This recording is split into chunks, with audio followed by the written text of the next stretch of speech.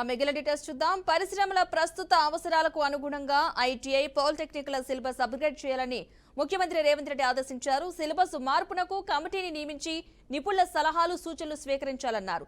అవసరమైతే skill university సహకారం తీసుకోవాలని సీఎం సూచించారు. సచివాలయంలో కార్మిక ఉపాధి శాఖ అధికారులతో రేవంత్ రెడ్డి సమీక్ష నిర్వహించారు.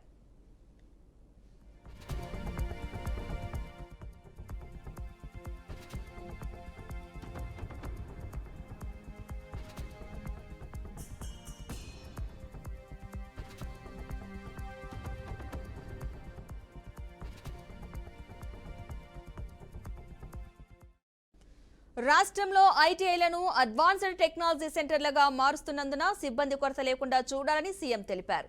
పాలిటెక్నిక్ కళాశాలలో కొత్త ఏటీసీలను ఏర్పాటు చేసే అంశాన్ని పరిశీలించాలని ముఖ్యమంత్రి తెలిపారు.